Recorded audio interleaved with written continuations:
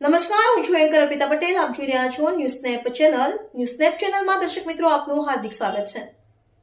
દરરોજ નવીન સમાચાર જોવા માટે સતત અમારી સાથે જોડાયેલા રહો. બહુચરાજી મામલતદાર દ્વારા નોટિસ વગર મકાન તોડાતા ગ્રામજનોમાં ઉઠ્યો રોષ. બહુચરાજી બેચર ગામમાં રસ્તાના મુદ્દે ગંભીર વિવાદ ઉભો થયો હોવાનું સામે આવ્યું.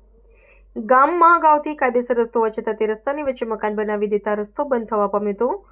આ બાબતે રસ્તાનો ઉપયોગ કરતા પ્રજાપતિવાસ અને ઠાકોરવાસના લોકોએ મામલતદાર કચેરીમાં લેખિત અરજી કરી હતી. પ્રાપ્ત માહિતી મુજબ આજરોજ બહુચરાજી મામલતદાર પોલીસ બંદોબસ્ત સાથે જેસીબીથી મકાનના આગળના ભાગને તોડવાની કામગીરી કરવામાં આવી હતી, પરંતુ વિવાદાસ્પદ રસ્તાના હકદારોના હોવા છતાં ચમનજી ઠાકોરના બાથરૂમ, ચોકડી, દિવાલ તોડી નાખવામાં આવ્યું હતું.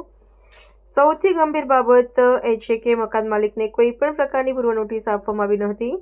સ્થાનિક લોકોના જણાવ્યા અનુસાર જે રસ્તો બનાવવામાં આવ્યો છે તે તેમનો કાયદેસરનો રસ્તો નથી. રસ્તાના હકદારોએ મામલતદારને સ્પષ્ટ જણાવ્યું હતું કે તેમનો કાયદેસર રસ્તો વર્ષોથી આ નથી, બીજા સ્થળે છે અને તે જ રસ્તો કરી આપો. અમે આ રસ્તે ચાલવા માંગતા નથી અને ત્યાં જે રસ્તો ખુલ્લો કરવામાં આવે છે. તેમ છતાં મામલતદાર દ્વારા કહેવામાં આવ્યું કે હું તમારા માટે નવરો નથી, રસ્તો કરી આપ્યો છે, તમારે ચાલવું હોય તો ચાલો, નહીં તો ના ચાલશો. રસ્તાના હકદારોનો દાવો છે કે તેઓને જે રસ્તો આપવામાં આવ્યો છે તે તેના કોઈ કાયદેસર હક નથી અને તેઓ તે સ્વીકારવા તૈયાર નથી. બીજી તરફ બીજી બાજુ ચમનજી ઠાકોરને કોઈ જ પ્રકારની નોટિસ કે જાણ કર્યા વગર અને તેમની ગેરહાજરીમાં તોડી નાખવામાં આવતા માનવતા અને કાયદાની પ્રક્રિયા પર પણ પ્રશ્નો ઊભા થયા છે. આ સમગ્ર ઘટનાને લઈને આખા ગામમાં ભારે રોષ જોવા મળી રહ્યો છે. લોકો હવે ઉચ્ચ અધિકારીઓ સમક્ષ તેની માંગ માટે તજવીજ કરવામાં આવનાર છે અને દોષિત અધિકારીઓ સામે તપાસ તથા યોગ્ય કાર્યવાહી કરવાની માંગ ઉઠી છે. રિપોર્ટ ઠાકોર મનોજ. બરોબર, શું સમસ્યા હતી આપની? આપણે સમસ્યા એવી છે કે અહીંયા બિનકાયદેસર રસ્તો આપણે જોતો જ નથી. આ બધે લીગલમાં જે રસ્તો હોય ને, અહીંયા બધા અમારા વડીલો ત્યાં હેડ્યા એ રસ્તો આપણે જોઈએ. દિનેશભાઈ પહેલાભાઈ. શું રજૂઆત હતી આપની? અમારે જે રસ્તા બાબતની રજૂઆત હતી, અમારો જે કાયમી નીકળવાનો રસ્તો હતો કઢિયા વખતનો, એ રસ્તો લોક કરેલો હતો. એટલે અમે મામલતદાર સાહેબને અરજી આપેલી હતી, પણ મામલતદાર સાહેબે અમારી અરજીને કોઈ જાતનું રિસ્પોન્સ લીધા નહીં અને ડાયરેક્ટ જ જે રસ્તાની સમસ્યા હતી એ રસ્તાનું નિરાકરણ મેલ પડી અને વિરુદ્ધ દિશામાં કે જે જગ્યાએ અમે હાલ્યા નથી એવા એ જગ્યા પરનું એમને તોડફોડ કરી અને કે આ તમારો રસ્તો છે, તમારે નીકળવું હોય તો આ રસ્તો ખુલ્લો કરી આલ્યો. અનિલભાઈ વેલાજી ઠાકોર. શું આપની રજૂઆત હતી?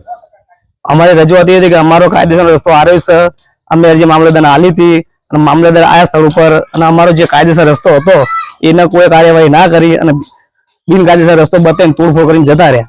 બરોબર, તો જો આપની માંગણી શું રહેશે? અમારી માંગણી છે અમારો કાયદેસર જે રસ્તો છે પહેલાના ઘડિયા હતા એ રસ્તો અમારો જુઓ. કયો રસ્તો હતો? અમારો કાયદેસર રસ્તો આવ્યો છે.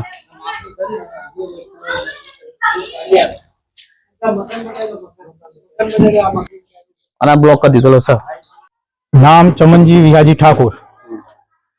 શું તકલીફ હતી?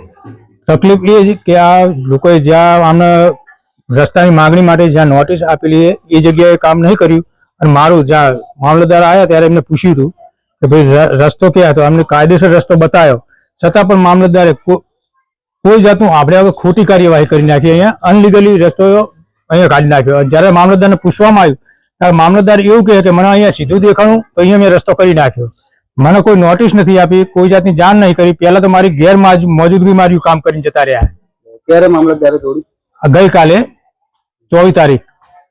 શું માંગણી તમારી? મારી માંગણી એ જ અત્યારે પૂછવામાં આવ્યું ત્યારે એવું કહે કે હવે તમે ફરીથી આ ચણી લો તમારી રીતે. તો હું મારા ઘડી પડે તોડવાનું અને આ મારે ચણી લેવાનું. મારી માંગણી એ જ છે કે આ મારા બધું તોડિયાલીનો ખર્ચો મામલતદાર આલે.